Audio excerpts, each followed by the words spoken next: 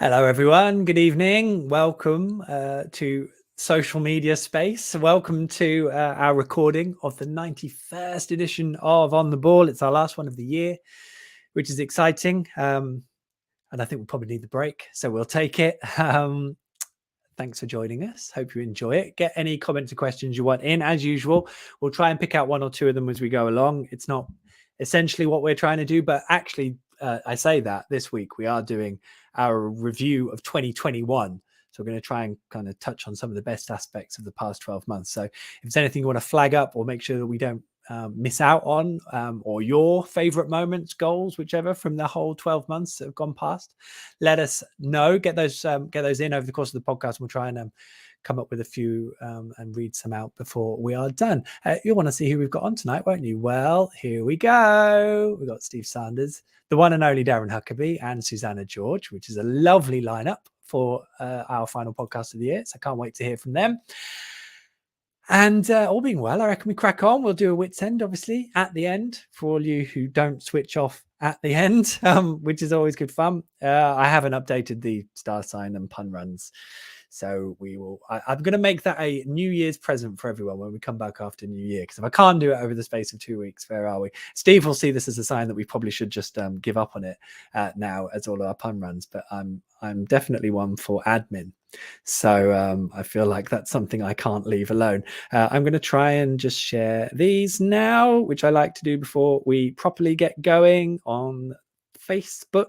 So I will do that. And once I've done that, which I'm seconds away from completing, we will get on with the show, which is very exciting. Obviously, what a way to end the year. Hope everyone's keeping safe and well and had a better week than me.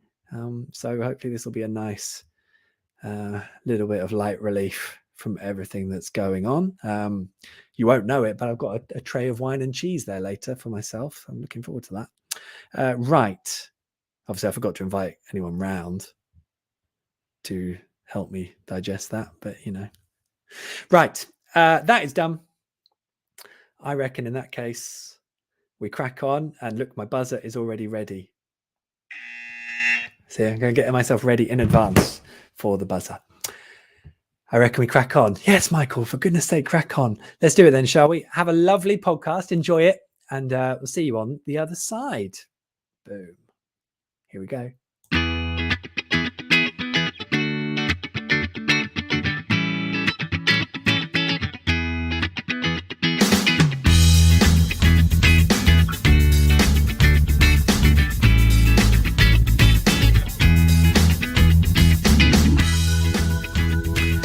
Hello all and welcome to the 91st edition of On the Ball, the Norwich City podcast that can actually call off the year 2 weeks early. How about that? I'm Michael Bailey. I cover the Canaries for The Athletic, and I hope this finds you safe and well. On the way, well, that was sick. Festive balls of crystal and 2021, where triumph and disaster met again. We'll work through all that and more with our guests this fine evening. They are Norwich #1 chief at NCFCnumbers, also known as our very own Steve Sanders. Good evening, Michael. We've also got former Norwich winger, academy coach, bona fide club legend, and friend of the podcast. I hope he doesn't mind me saying that. Darren Huckerby. Merry Christmas. Oh, it's Santa Huck. Here for us all. And finally, but by no means leastly, that's not a word, City fan and official lawyer of the podcast. It is also, of course, season ticket holder, Susannah George. Hello, Suzanne. Susannah, even. Susanna. What a good start. Hello, Susanna. Hiya. How are you? I'm good, thank you. Well, I'm glad I got your name right in the end. That's a great start, isn't it? I'm so sorry about that. Thanks for joining us, everyone. Anyone would think that we need to wrap up for the year, but we will carry on going. Steve, how are you? Yeah, I'm doing very well, Michael. How are you? All right, thank you. A bit frazzled around the edges, but we're okay. We're keeping on another going. game to cover for a week, though, have you? So, well, maybe that's why. Maybe that's the thing that keeps so me on going. it all the time. You're like a shark. If you stop moving, then you can't operate properly. Just drown. Yes, indeed. Your tree, your tree's looking resplendent. Yeah, with the lights that definitely aren't blue. I just want to confirm that early on before anyone comments on them. They look blue.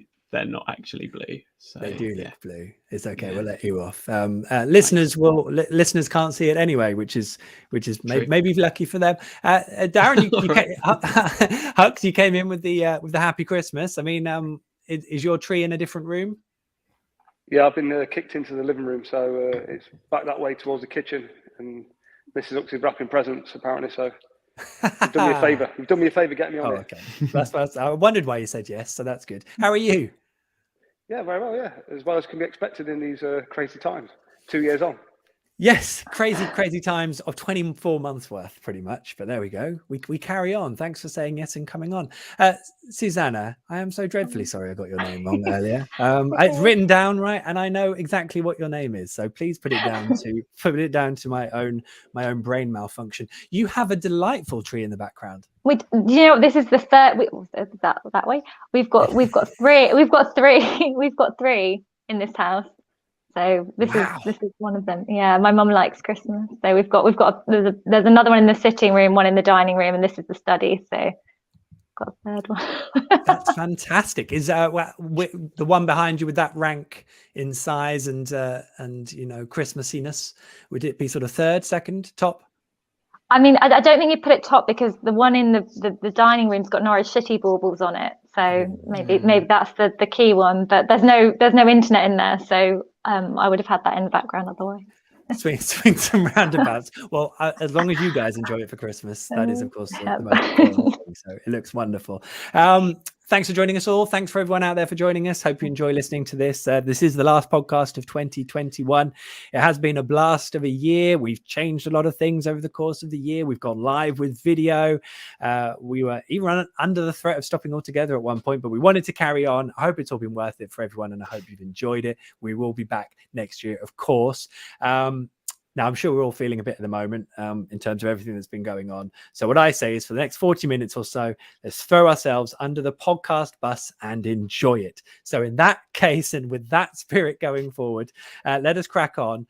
The headline act may still be a bit loud. Let's crack on with this week's headline act.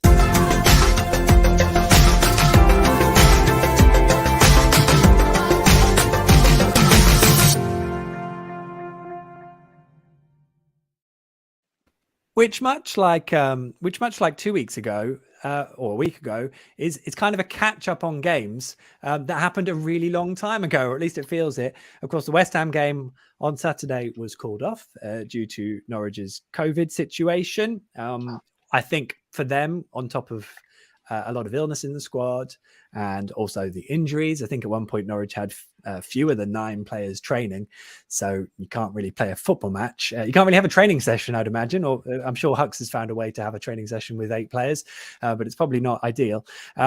So the only real action we have to talk about essentially right now is the Aston Villa game. Now, the thing for me, Steve, that got me, I was watching that game thinking, you know, this is rubbish, but surely it was always going to be rubbish because Sam Byram is playing as a holding midfielder and he's only played 70 minutes for the under-23s in 2 years, and no one else is fit. But then everyone else sort of felt, no, this is really bad. We're really worried. And Dean Smith came out and said, it's not good enough. And do we sometimes get caught up in trying not to make excuses when ultimately that was kind of the reason, or were Norwich due the criticism they got for losing 2-0 home to Villa and the way they played? I'm kind of in your camp, really. I felt sorry for some of the players out there. I felt a bit sorry for Dean Smith. That was nowhere near our first lineup that we would have picked. I was thinking of the team, actually, and basically anyone who we spent any money on in the summer was out, either through injury or through COVID or illness or whatever. I think they had Gilmore and Williams, the loan signings, and then everyone else was with us last season. So you're basically looking at the team that came up from the Championship, minus obviously some key players who we know about, one of whom was on the other side. So, I mean, there was a massive gulf between the two teams. I actually thought Villa were really good as well. You know, I talk about, you know, we've talked about the hype around Billy Gilmore, but I think he's got a long way to go to be as good as John McGinn, who obviously is a Scotland team. I think he's a fantastic player. And arguably they're better than Manchester United. And I think there was just a gulf. I suppose it was that the Southampton game and the way that panned out with us being so much worse in the first half and yet still coming away with 3 points kind of gave you the hope that maybe they could conjure something up in the second half. But like you say, Sam Byram playing in midfield for the first time, out of position, first game he's played in 2 years. Sorensen having to go back, midfielder at centre half. And then some other real bit part players. You've got to remember that Poeta hadn't really played any football until the Manchester United game. I think he came in this season. And they had nothing to call from on the bench as well. So, yeah, I think it's just one of those where they had a huge amount of misfortune and came up against a good team. There was only ever going to be one outcome, really. How did you see it, Hux? I'm probably going to be a bit more critical than you was there, to be honest with you. There's still players in that team who you'd expect to show a lot better than they did. I felt really that only Pukki came out of it with any credit. As an attacking force, we didn't do anything at all. Todd Cantwell would be really disappointed. Gilmore would be disappointed. I know it's difficult when you've got Sam Byram coming on centre midfield, but he didn't have to put him centre midfield. He could have put Sorensen in midfield. He could have put Sam Byram. Because other things he could have done. I just think because we did quite well against Man United, I think people were expecting a lot more against Villa because it was a game really we had to get some points out of, especially at home. And like I say, against Man United, we did okay, but the vast majority of teams in the Premier League would have beat Man United the way Man United played that day. So we've got to put a little bit in perspective. And it was a big chance for some of them players against Villa to really stake a claim for a position until people are fit. Todd Cantwell, Paqueta a little bit, Gilmore. Probably the manager left that scratching his head thinking, right then, we've got probably big issues now. So it was really disappointing performance from my point of view. I suppose the problem, Susannah, is that Norwich don't score many goals. I mean, it's really not many goals now. And I guess that makes such an issue of any kind of performance at the moment. I think you're probably better off scoring a lot and conceding a lot, really. I don't know. What do you think? At least it's more entertaining that way. Yeah, I think I was going back to look at who had actually scored in the Premier League this season. Apart from Pukki, it was Omobamidele, Hanley and Norman. And 2 of those are defenders. And that's not ideal, is it? You've got 2 defenders on you. The 4 players that have scored the most in this Premier League season. We've got 2 defenders up there. There's something gone horribly wrong there. When you look back, it's not great. And I was looking back at sort of the Championship and that sort of obviously the last few games of 2021, and obviously Pukki's obviously top goal scorer. Then you have Emmi, then you've got Cantwell and Dow sort of next, and that's before. Then you get down to sort of your midfielders and your defenders coming onto the score sheet. But the fact that we've got just Pukki and then everyone and then Norman, Omobamidele and Hanley have got 1 each. It's not working, is it? Something's wrong. Something. Well, I mean, and Dean Smith has said it that he wants the goals shared around. I mean, we had a Grant Hanley winner in his first game in charge, Steve. But I suppose it is the midfield, really, isn't it? It's that sort of void of. Well, I don't think many of them create chances. Never mind scoring them. Well, yeah, and Susannah's already made the point, really. But if you take Pukki out of the team that we had, the entire squad that we had, none of them have scored a goal this season. And I was having a look at the fewest goals scored in a Premier League season, as I want to do at this point. Yes. And it's 20. And we have 8 after, is it 16 games? 17. 17. So we're on for about 18, basically, if it carries on at the current rate. So we are on to be the worst scoring team in Premier League history, which is not a brilliant accolade to have, really. I think, I've said I'm not going to be too critical now. Maybe I am here about to be critical. I think, actually, we kind of, in a weird way, missed Josh Sargent. Maybe it's one of those cases of a player being better when they didn't play. But, I don't know what's up with Todd, and I don't want to be too critical because it might be a fitness thing or there might be other stuff going on, but he can't press like the way that Dean Smith needs him to press. And that is a real problem because he is somebody who can chip in with goals. We've seen him do it at Premier League level. But at the moment, you can't play him in this team because he doesn't have the level of intensity that Dean Smith needs him to. And the only other half we've seen him play in really was the Southampton game. And we took him off, or Smith took him off and brought Sargent on. And immediately we were better. And I kind of think that yes, we're missing the chances when Sargent's on the pitch, and they're not all his fault, obviously, but we're not even getting them when Cantwell's on. And I think that's a real problem. And obviously what we need is a player that can do both. And clearly we don't have that. So I don't have any answers, unfortunately. The key is to smile and laugh while we deliver these things. That's tonight. all I can That's do. the key. Yeah, Just do it. No, but the thing is, it's been that bad that you can't even like sugarcoat it, can you? If we're going to be brutally honest. Well, I mean, Hux, you've actually played proper football and you've actually coached a team once. So you look at this Norwich team. How would you improve them being able to score goals like that? That's what Dean Smith's trying to do. How do they score more goals without, buying more players who could do it? The problem you've got is if Pookie gets chances, I think he'll score enough goals for him to have a good season in the Premier League. Take every other attacking player. So far, they haven't shown they are Premier League quality. They haven't. I'm chucking even Rashikta in that because, and everyone said, if he played well the last couple of games before he got injured, but he's got 1 assist and no goals in 15 games. That's not good enough. You can sugarcoat all you want. So far, at this present time, from what we've seen, there is only Pookie that would probably get in any other Premier League team, and it's in an attacking way.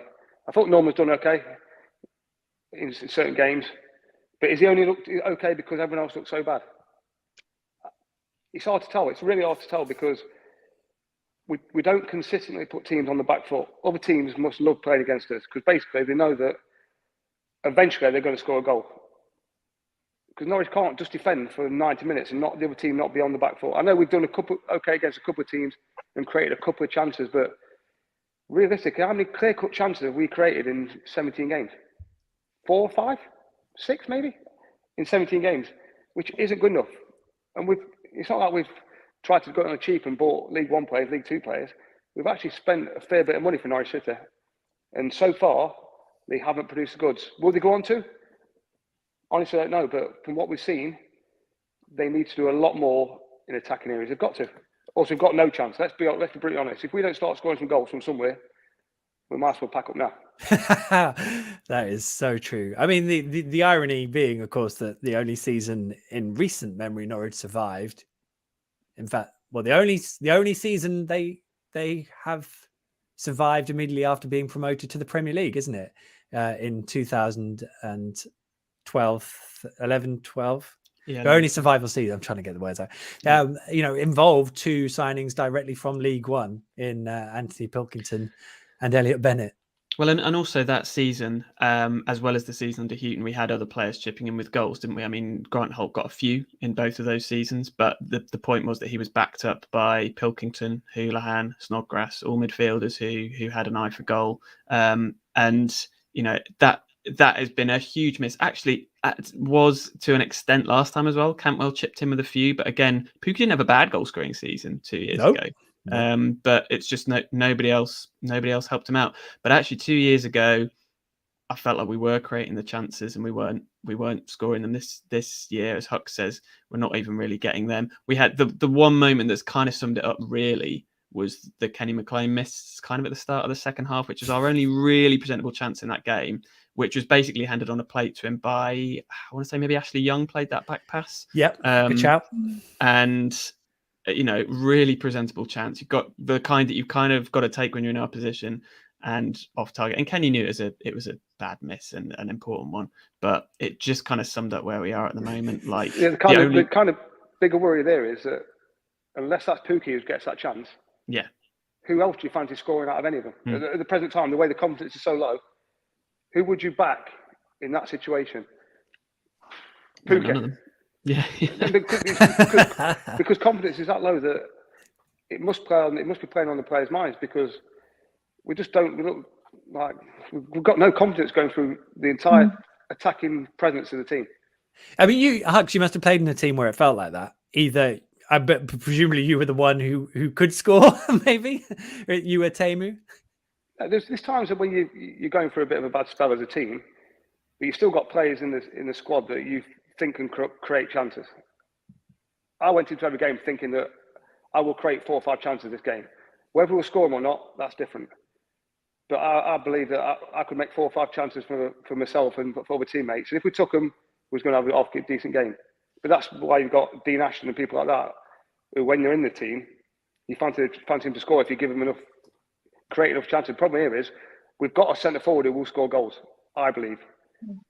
But we are not collectively getting in the right service. Don't get me wrong, he's missed a couple of chances when he probably should have done a bit better. But I still believe if you get Pookie enough chances in the right areas, he will get his 11, 12, 13 goals a season. But unless it's spread around the team, that ain't going to be enough. Well, one thing that's worth noting, Michael, and as Hux is here, worth bringing up, and whether it might just be purely coincidental, but we had Hux from 2003 to 2008, I think, and then Wes from 2008, joined the summer Hux left through to 2018, I think, and then Emmi joined the season, Wes left, and has left this summer. So basically, the last 18 years, we've had 3 of our, greatest all-time players, or certainly from the last 20, 30 years, kind of consecutively. And this is the first year where we haven't really had anyone like that, and it has kind of shown. Obviously, we're playing in a tough league at a tough level, but chances have just dried up because we just don't have that creative player. Well, we all thought that Todd was going to step up, didn't we? Yeah, we did indeed. That does. We know he's got the ability to. Now it's up for him to show the mindset and the fitness to get back in the team and start showing everyone what he's all about. Because basically, he's basically lost half a season. So far, he's lost half a season of football at the top level. And, some players don't ever get that back, as in get the chance to go play top level again. So, he needs to really think about and get himself in the right mindset to go and prove a few people wrong now. Because 4 weeks ago, he was a missing link, Todd was. He was the one who was going to change everything.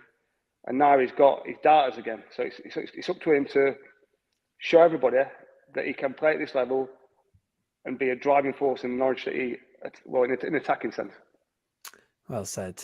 It does just take us on as well to Emmi Buendia's return, Susannah. He was back at Carrow Road. Kind of got a mixed-ish reception. I think there were some people who were intent on booing him. But generally it was not too bad. Yeah, no, it's a difficult one because obviously because of the being behind closed doors, we didn't really get to say goodbye to Emmi. Not that you get to say goodbye to players if you don't know they're sort of going, but we didn't even get to give him a good round of applause at the end of the last game at Carrow Road, which was Reading 4-1. We didn't get to sort of give him a massive round of applause then, and we didn't have the promotion parade. So I think if everybody was sort of applauding him, you can't blame anybody for doing that before the game. Because I know some people have opinions of whether it should be before or after the game.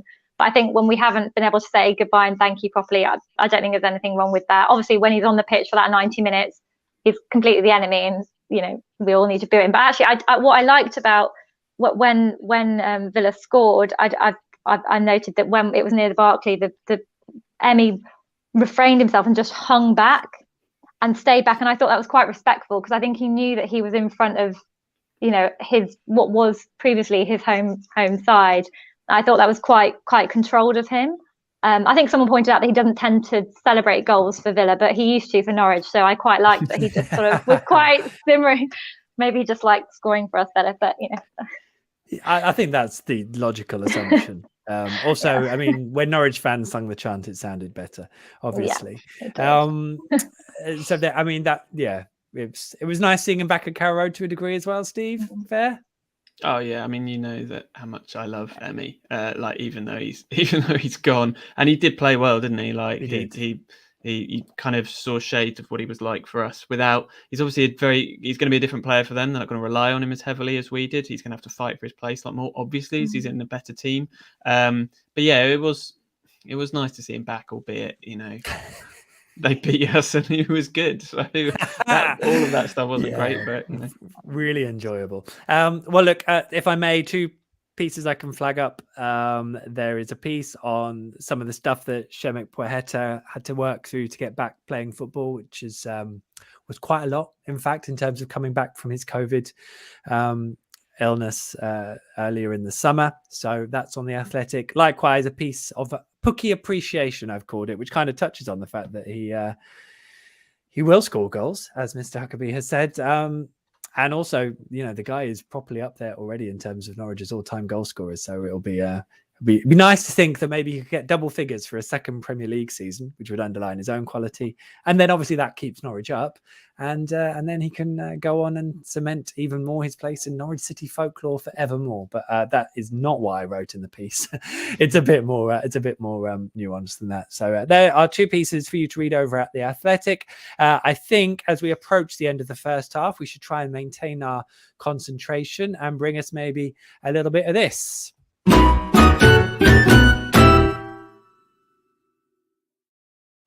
Yes, this is where the podders each get a window to bring up an issue they're struggling to let go. If they lose themselves for more than 30 seconds, then the buzzer will sound and it's time to let go. Maybe they could just carry on. So who would like to go first with this? Susannah, would you like to have a go first? Okay. Yeah? Go it's for time it. when to go. You'll be brilliant. You'll be absolutely brilliant. Would you like to go about now? Okay, yeah, no. My rant is about time wasting in the Premier League. We saw it at the Spurs game when I think it was on 3 occasions. The ball went into the crowd and the Spurs fans refused to give it back to the Norwich players for a significant amount of time, resulting in Todd being a ball boy at one point. And I get that they didn't like Timmy Krul, but it wasn't always Timmy Krul they were giving it back to. And then you saw it again at Villa, when Norwich was trying to play the advantage, one of them would just drop and fall to the floor like a hedgehog in the middle of the road. And just waste time. But what I don't understand is both teams were completely pummeling us. There was no need to do this. It wasn't a scrappy game where they were on the edge of, losing or conceding a draw. They didn't need to do it. It was cheap, and I just found it a bit pathetic, to be honest. Oh, yeah, I was enjoying that so much I forgot to keep track of the time. So well done. I let you go into extra time really to make up for it. I'd forgotten about all the time wasting. Yeah, that's brought it all back. Actually, it was infuriating. Wasn't it? There's a lot of cramp in that game. I understand though. I understand. Yeah, but I understand it if you think you're going to lose. But I don't understand it when you're 3-0 up when you're Spurs. What is the point? I don't understand. It just irritates me. Something that we've not got at all. Did you used to like? Did you used to like doing a bit of time wasting, Hux? Not so much time wasting, but you play to the conditions you're playing. Your job's there to get 3 points. So there's a difference between cheating and being clever with what you're doing. I think they were probably being clever more than cheating, but clever or it's like pantomime, wasn't it? It was just. Oh, they love it. They love it.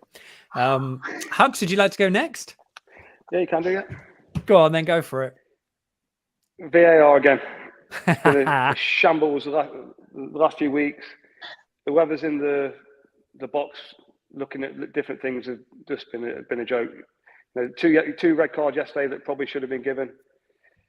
The handball for Man City against Wolves. The penalty for Ronaldo, which I thought was a penalty, but it's so inconsistent at the minute. It just seems like the refs sometimes look at it, sometimes they don't. It just seems like it's all over the shop.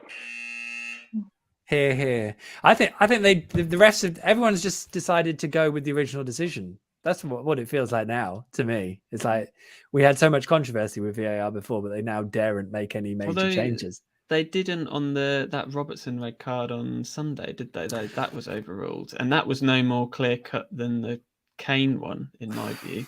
So I don't know. I mean, that I don't like VAR either, Michael. So I still think VAR will help, but I just have no faith in the people operating it. That's my. There do seem to be fewer sort of like tedious waits for offside calls this season. They can't be bothered.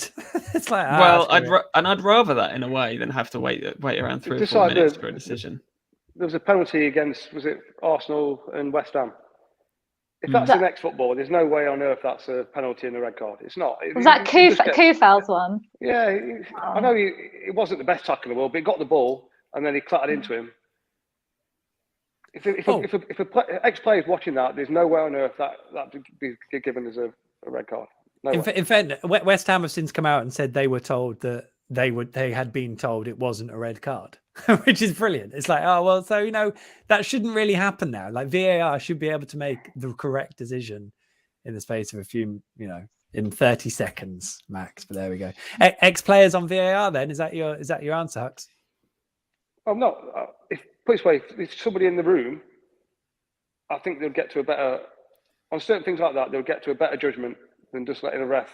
And then the refs come on after, don't they? Just look after the mates. Oh yeah, it's interpreted different. Just do your job for God's sake. Tell you what, Hucks in Stockley Park. Let's make it happen. The world will be a better place. Yeah, your vote, Steve. If Hucks wants it to happen, then I'd like to see it happen. We'd definitely have less VAR complaining on this pod then, wouldn't we? It'd be a public service, Hucks, so you'd have to say yes. Steve, do you want to go for it? Yep. Sorry, just get my water down first. No, yep. Good preparation. Let's go. I feel like A, I'm about to repeat what we've already said, and B, I'm going to make myself unpopular here. But we don't need a striker in January. That is not what we need, because what we need a goal scorer, but we don't need a striker. I feel like I may have already said this on this podcast anyway, but what we need is goals from midfield, and we've already said it. But I do think it would be a waste of money if we were to blow whatever budget we've got left on someone who ultimately will be second fiddle to Pukki, because Pukki will start every game for the rest of the season if he's fit, and should do. And we'll only play one striker up front. So unless you're looking for someone to come off the bench and score with 20 minutes to go, or whatever, then you're better off spending it on a winger or a number 10. Oh, which is you're not the first person I've seen make that argument. You know the issue with that? That is a damning statement on the summer recruitment.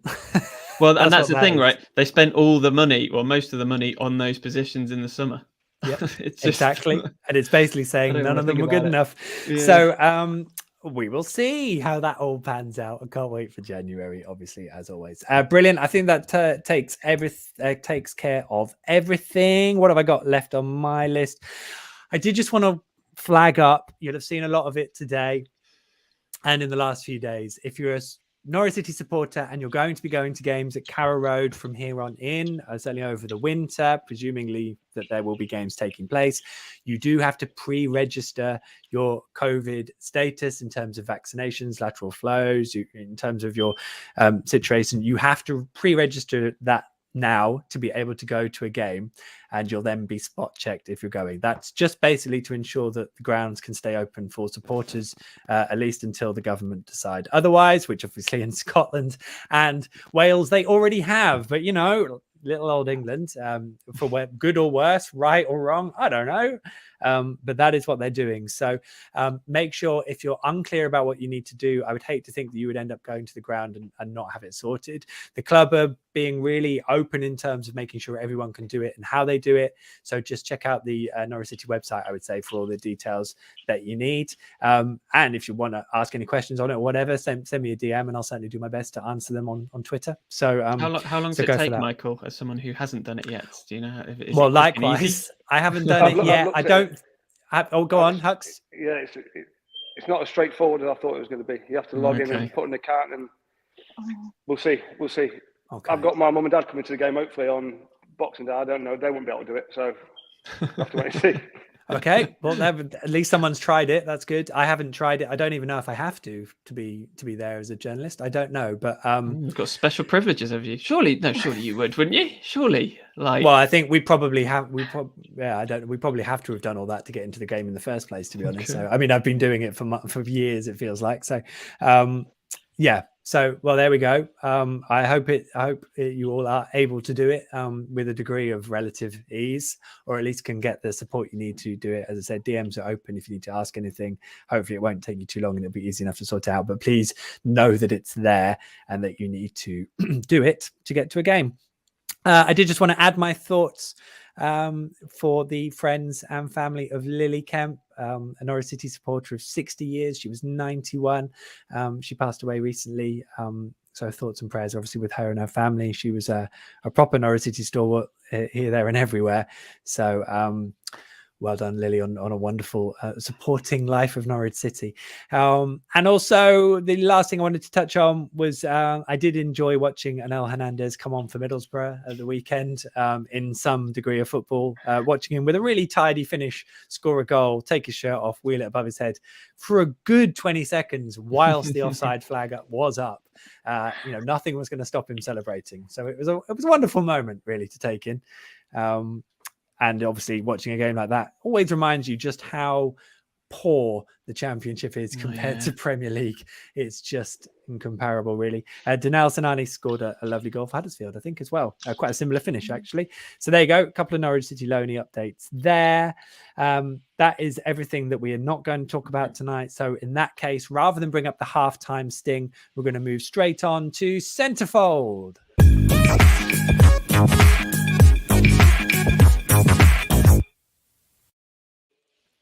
In which we will review the year of the 2021. What a year like no other, or was it like 2020? I'm not sure. I don't know.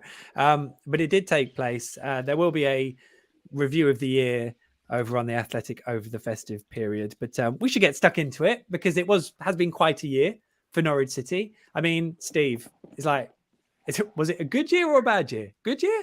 Got to be a good year. Bad year? Typical year? Yeah, I just feel like it was every year now. It's like, I was a year or two halves, half it was good, half it was bad. I mean, I don't know. I don't know if everyone else would say about this as well. But like, I suppose you could also split it into two halves of being able to go to the games and not. And I don't know whether it's better to watch your team getting battered when you're in the stadium or, watch them win from afar. I guess, lots of people don't have the luxury of going to games anyway. But so yeah, it's been great to be able to go back first and foremost. I was having a look at just before I came on at the results this year. I've forgotten actually, we won 9 in a row this year. We won 9 football matches in a row, which I've completely forgotten about. I've forgotten loads about the end of last season. But that was a bloody good team. And 97 points is our record, isn't it? Is it at any level? Any level, any season. Yeah. Yeah. So that shouldn't be forgotten about. And I hope that season doesn't get lost because of the fact that there was no one in the stadium, because that was such a great team. It's just ever since then, really, we just haven't kicked on in the right way. But yeah, it's been a nice nostalgia trip to look back at, when we were winning games, when we were doing well. Now it'd just be nice to have that in a full stadium, but you can't have everything, I guess. I mean, to answer Steve's question, Susannah, which did you prefer? It's a difficult one. I found I was watching. I spent most of my time watching the watch-alongs with Jack and Chris last season, and I found that monumental. It just was fantastic just to meet more sort of supporters. So I didn't feel it was very different, but I actually felt more like a community vibe from fellow Norwich fans who I've now since met and been able to go to games with and meet up with, whereas I wouldn't have had that before. So I don't know, I almost preferred, I guess, behind closed doors, but I don't want to say that because actually I obviously love being there and being in the stadiums, but maybe if we'd won a few more and we weren't in the position we were in, I would feel a bit differently. But I did actually get to see 2 games last season live. I saw the Sheffield Wednesday game, which was the one open to 2,000 fans in December. Well, it was December, obviously, last year. And then I had a flood in my flat. So I was in the Holiday Inn overlooking Carrow Road for the Reading game when we won. So I actually was watching the game. It was amazing. But what I didn't realise was the windows for Holiday Inn. I thought that you could see in them because I remember a Norwich fan being in the away end once and getting carried away, and then he appeared in the window of the Holiday Inn, and then the security went and got him. So I thought everyone could see in those windows. So I thought, look, I'm the only fan at the last game of the season. We're going to be champions. I held my scarf up aloft the whole game. Anytime I was the corner, I was just in the window thinking someone's going to see me and know that there's a supporter there. And then my friend after the game said, you do know, because he works as a groundskeeper, and you do know those windows are tinted. Nobody could see you holding your flag up. I was so upset. I'll tell you what, some people managed to figure out how to open them, because there's definitely been a few supporters that have managed to open them and chant from them. I think I tried. There was no way to open those windows anymore, as far as I could tell. There was no way to do it. They always close down these loopholes. How good was that team last season, Hux? Very good. But I do think it's been tarnished by what's happened this season. I can't remember either playing or watching where you've gone from such high to such low in such a short space of time. Where we've gone from, like a lot of people said, I'm not having it, but greatest team in Norwich City history. People have said that, but I'm not buying that. To being the worst team in Premier League history in 3 months. It is mental. It's really strange. I do believe that we've seen what happens when you play behind closed doors on both sides of it now. So we played behind closed doors in the Premier League and got absolutely battered because we weren't as good as the other team. And then when we played in the Championship against teams behind closed doors, it's worked in our favour where we've got the better team and there's no atmosphere, there's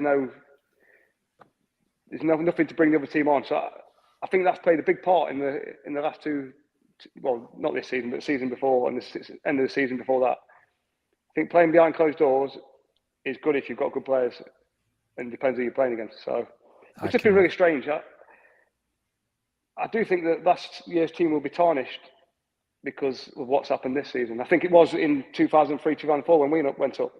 I think if we'd have stayed in the Premier League, which we should have done if we'd have got D National earlier, I think that whole 2 years would have been looked at differently. And I think it's exactly the same this year.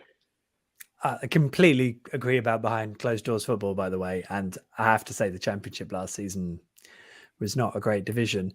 And that's kind of how I felt about it. It was the same with the playoff final win at Wembley. Like that should have been such a special occasion, but because the next season sort of unravels, you're like, oh, and they were quite close to that not unraveling that year, in fairness.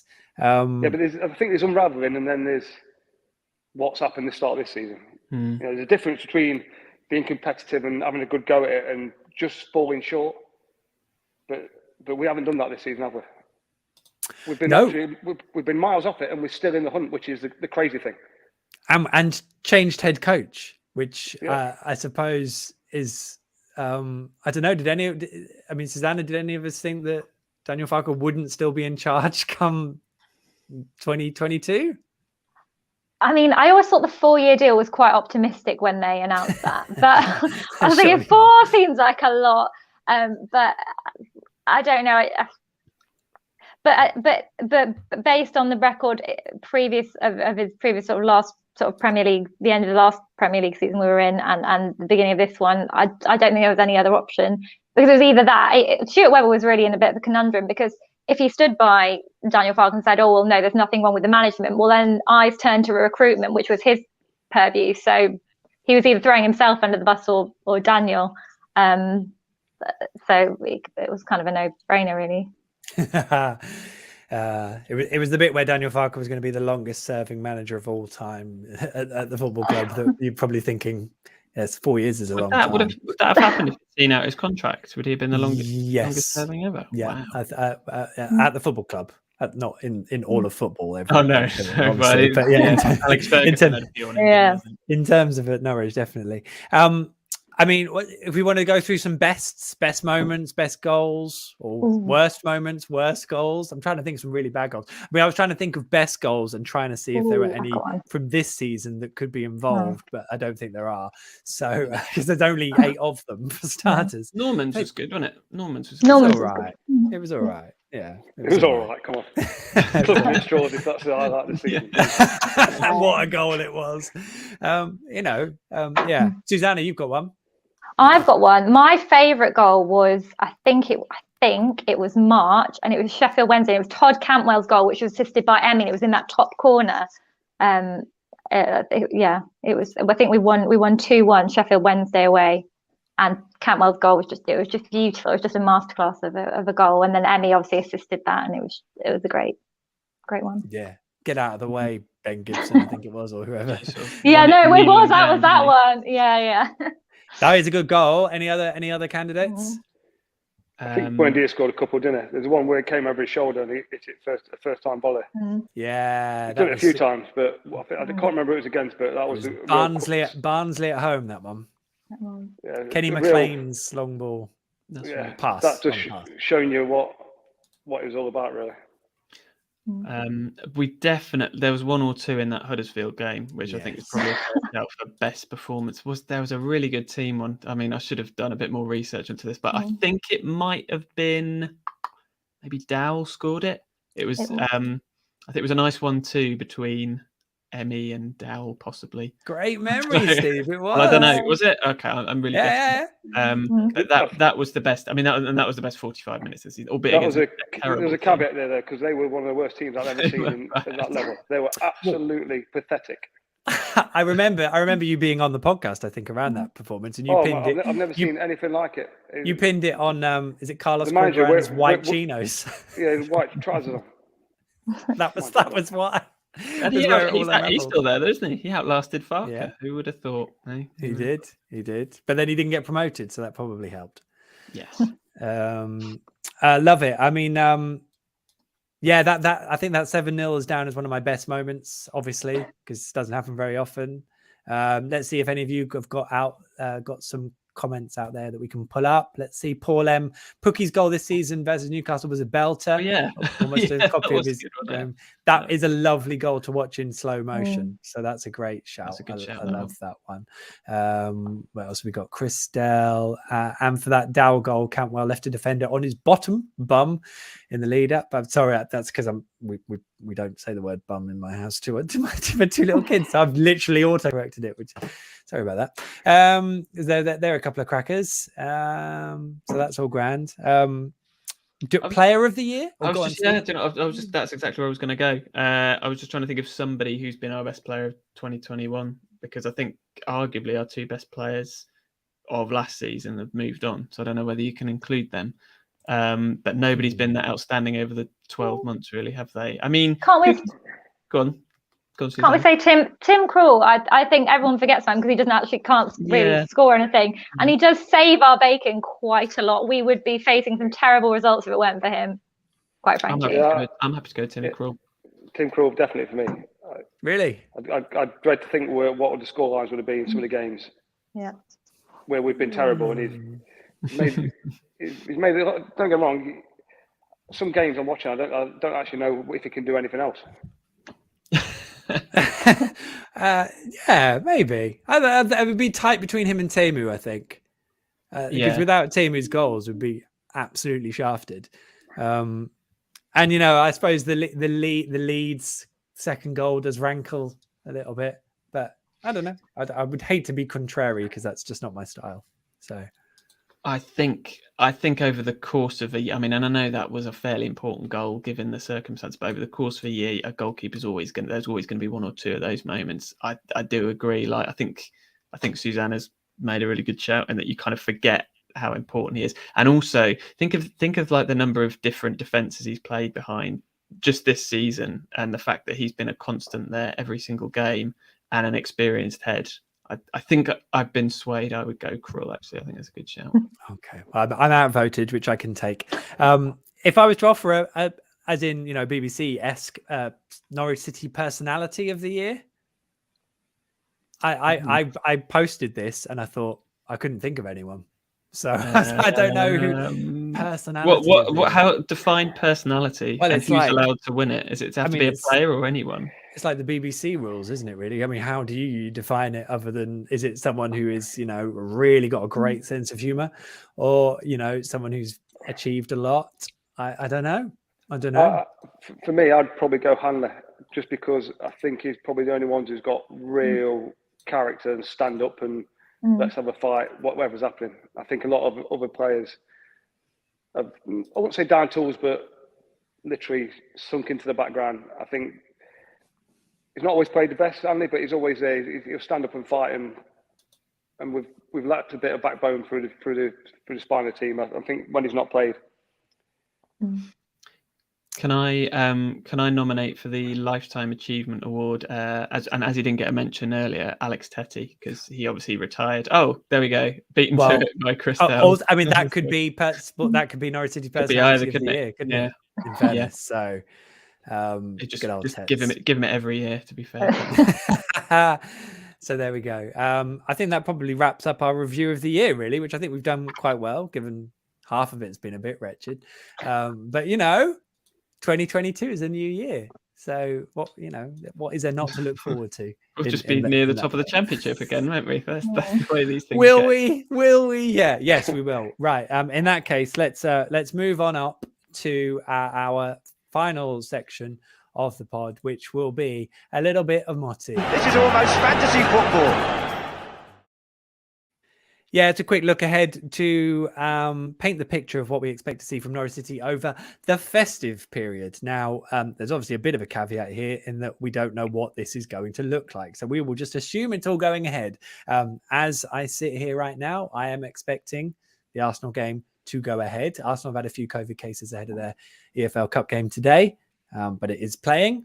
And by all accounts, Norwich have got a few players back than the depths of things last week. So hopefully we will be okay. But of course, you never know. So it's Arsenal at home on Boxing Day. It's Crystal Palace away on the 28th of December. Can't think of anywhere I'd rather be. And then New Year's Day is Leicester away. Yeah. So, and then the pod will be back after those three. Is there a part of you? Is there a part of you that sort of hoped those games would be off so you didn't have to cover them, Michael? No, I don't think so, because I would probably still have to write something. So then, you know, it's nice to be able to watch some football and make a judgment than try and come up with something with no football, which I had for several months. Which is basically what we've done on this pod for the last pretty much minutes or so. Yeah, indeed. I mean, I don't know. Are they? What do Norwich do with these fixtures, Steve? Well, ideally win them. I guess that would be a good place to start. And I think if they don't win any of them, then, well, we are talking about getting cut adrift then. I think, what are we, 3 points behind now, having played a couple of extra games? So I think it is kind of, it's win or bust time. It's starting to feel like. Now you're going to ask me which one of them I think will win. And I don't really know, because I mean, we tend to do okay against Leicester, but they seem to be coming into form. Palace, decent at home. I'm not confident on any of them.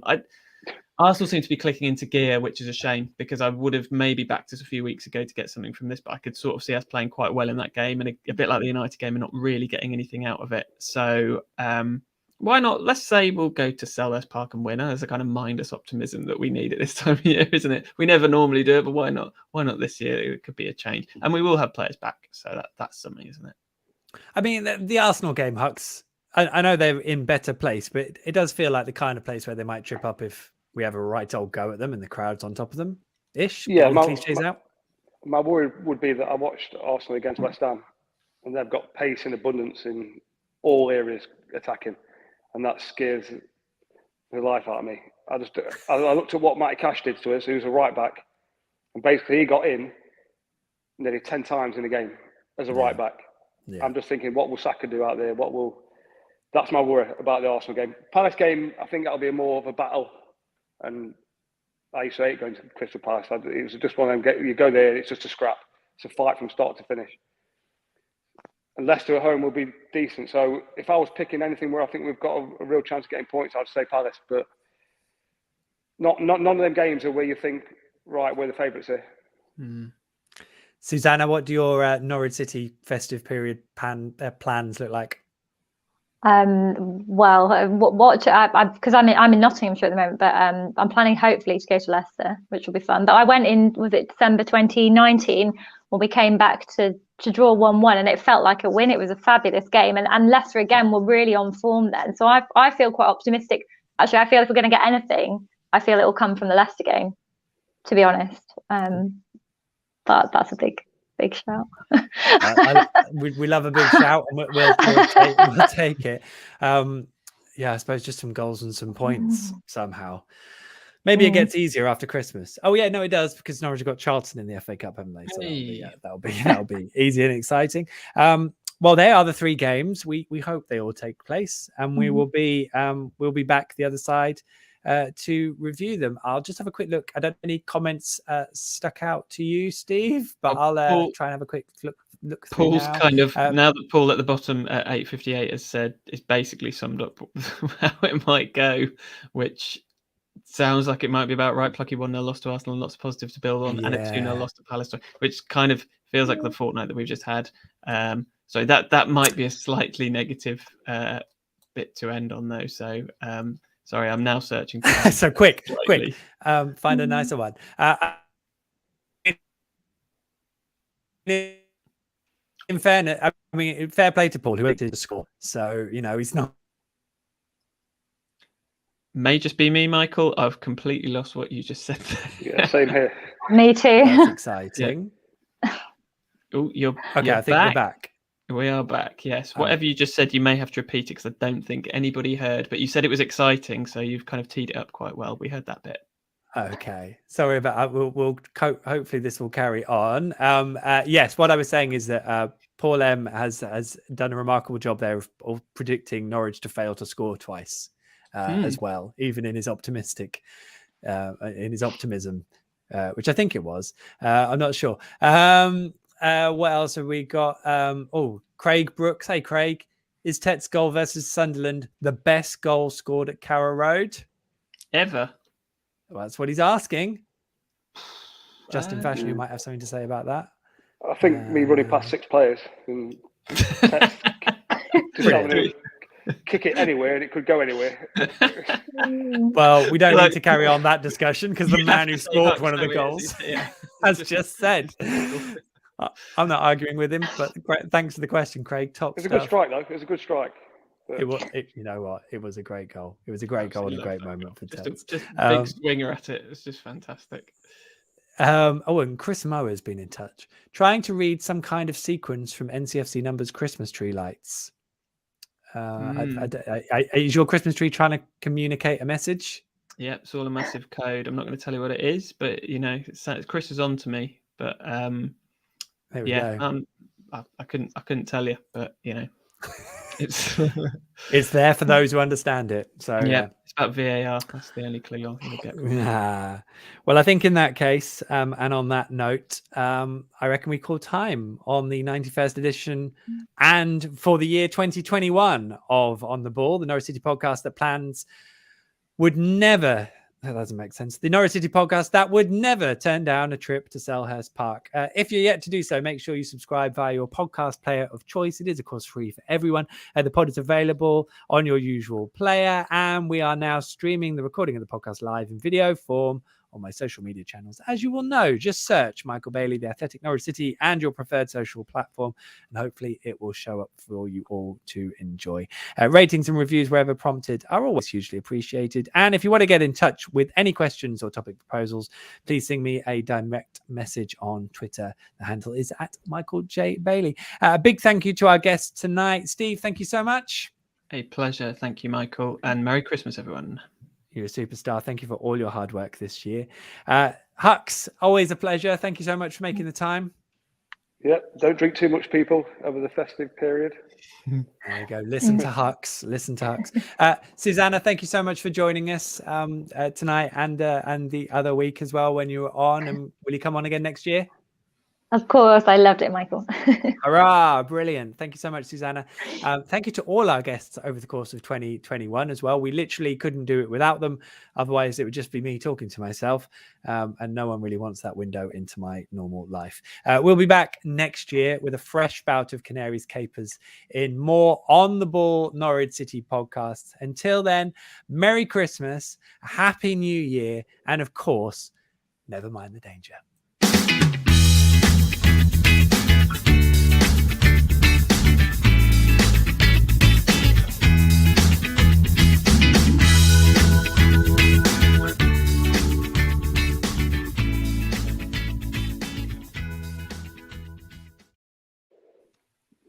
And we're clear, but still live. Just to remind everyone, Steve, Susannah, Hux, all you Twitterkers out there, welcome to Wits End. If any of you have stumbled across this part of the podcast for the first time and wondering what on earth is going on, then listen to On the Ball podcast number 42, which went live on September the 8th, 2020. And it's all explained there. You could email this bonus part of the podcast directly at twitterkers@icloud.com or use the hashtag Twitterkers, Twitter KERS on Twitter. Just don't explain what it refers to because this is the secret club for only those who discover it. It's probably going to be quite a short one to round up 2021, Steve, but this is obviously the part of the podcast that continues to be a raging success.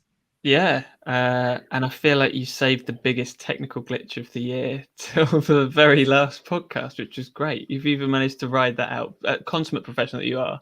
It was like it never even happened. I think you should listen back to it though, because it was, it was quite funny. It just froze, did it? Yeah, we just you just went and then came back and said that's exciting, and that was all we heard. But symptomatic of the year. yeah. Matt Watling is straight in there, by the way, with Yule Fox. Are we on Christmas puns? I have lost track. Oh, I've got. Give the people what they want, and Susannah wants it. So Here we go. Yule Fox. I've got a whole list. I've got a list of puns I've been creating.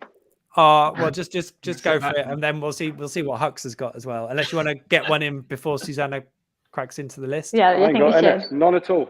Hux is just shaking his head. I've got a whole list of like 13. I've got loads. I love this. Reel them off. I tell you what. Go on. They get progressively worse though, and they're terrible. So right, fantastic, Susannah. We're going to come back to them. Hux, I just want to get from Hux. Like, what was the best thing about being a player at Christmas? I mean, with the like parties? Did you used to? I mean, there's a piece parties. Matt Jarvis has contributed to a piece on The Athletic about Christmas parties and footballers, so that's worth reading a piece about. No, the best bit's about playing every 3 days. That's the best bit by miles. You must have had a Christmas party. Must have been a Christmas party though. Yeah, but it's normally start of December. So it's the proper games, and that's where it counts. Like the old days used to be brilliant. 23rd, 26th, 28th, 1st, 4th, brilliant. See, Christmas for you was getting to play more football. Yeah, because everyone was tired, and I wasn't tired. I used to love it. Brilliant. 26 and 28 game used to be the best. It was. I know. I saw today online. It's 18 years today since that Mackenzie double, which was that the game before you joined us permanently, Hux. So obviously there was the Forest game, wasn't there, where you were unveiled? I think on the pitch. Yeah, the Forest game was when I signed, but I think was there a Derby game in between that? Yeah, maybe there was. Nottingham Forest. Ian Henderson scored the only goal. Okay. Oh, no. Forest Matt Spencer scored.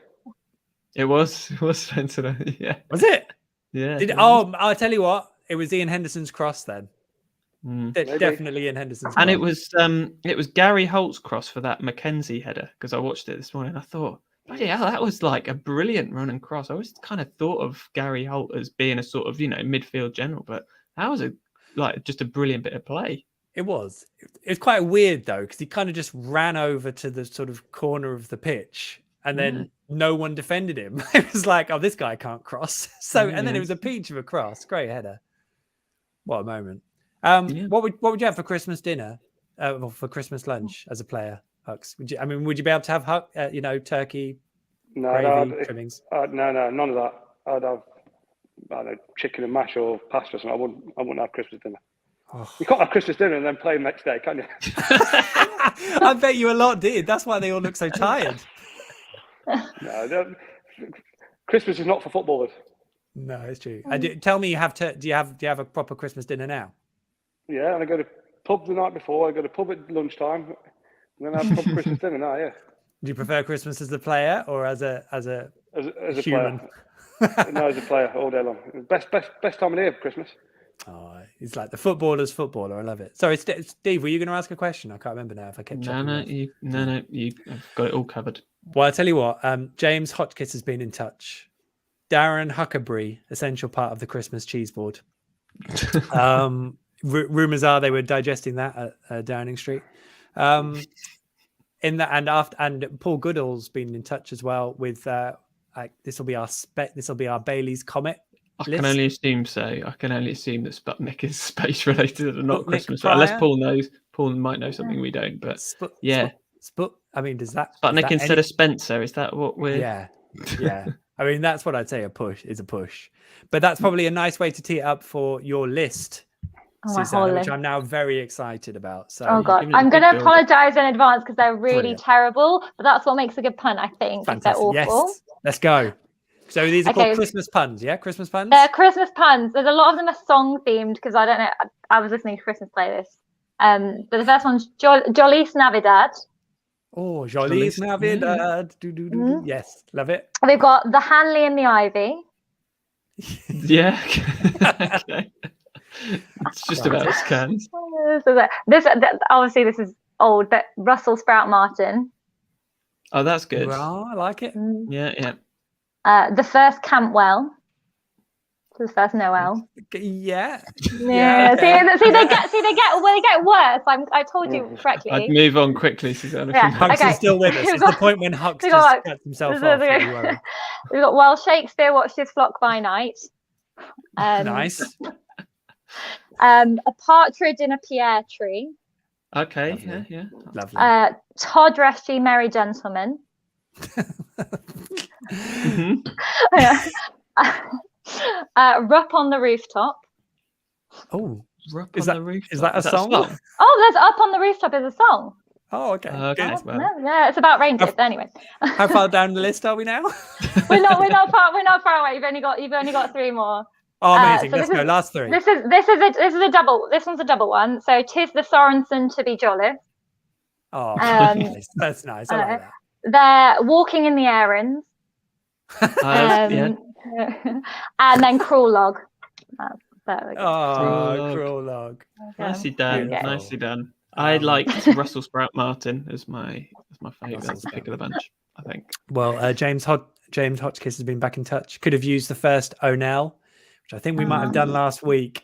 I don't know. I think think I think that might be a fresh one. Surely we did No, Noel I think that was Hernandez last last week. Mm. I think we did Noel Oh, maybe we Hernandez did. last Yeah. week. Okay. What we didn't do was Jason Hayden's excellent effort. Frosty the Norman. Come on, that's The good. Norman. Yeah. Frosty Yeah. the Norman. Good. I like That is good. I think on that note, we should wrap it up. Hux is still here, which is good. I think. Is the wrapping done Has he frozen? in the living room? Yeah, I'm hoping yeah, so. I'm hoping everything's finished now. I ain't got to do anything else. I mean, are they your presents? Do you have to like knock before you go in? No, I don't think I'm getting anything this year. Well, I hope that's not the case because clearly, but if for this podcast appearance alone, you deserve it. But on this note, I think we're all done. I'm going to wrap up all the pun lists over the new year, hopefully in time for the next pod. That's a bona fide Michael Bailey promise, which on most podcasts I don't manage to keep, but I'll certainly do. I'll do my best. I have a shocking track record. But unless anyone has any other business. Just to say that if anyone has any spare time over the Christmas holidays to listen to Michael Bailey on Spotify, that's the discovery that I've made. Wow. Well, let's say that. Well, you have now. I mean, It's good. live. I was listening. It's good. So I've just given you a plug, putting your work out there. Well, thank you. If you're having a tough Yeah. Christmas, maybe don't. Maybe Oh, save yeah. it when you're feeling good. Yeah, Blue And then Monday. you've Something like got that. room to come down. Yeah. Well, thanks, Steve. That's lovely. I think that's enough Kenny Other Business for this year, and indeed Wits End. So therefore, we will now properly say goodbye. So Hux has been an absolute pleasure. Have a brilliant festive time, and we'll see you in the new year. What top Yep. man? Enjoy Susannah, Christmas, everyone. Merry Christmas, everyone. Thank you so much, Susannah. Have a lovely time. Enjoy it. Thank you. Merry Christmas. Steve, you're a superstar. Love the jumper, by the way. Thank you. Cheers, Michael. Have a good And if Christmas, you, everyone. I will do. Have a great Christmas. If we can all say goodbye on 3, that'd be great. 1, 2, 3. Bye. Goodbye. There we go. I'm going to look after that. It's all done, and we are done. Thank you so much, everyone. That is the podcast done. Remember, you can get in touch by sending us a tweet with the hashtag Twittercas, as usual, or an email via twittercas@icloud.com if you want to get in touch with Wits End in future. But until next time, and indeed until next year, that's a wrap. Goodbye. Happy Christmas.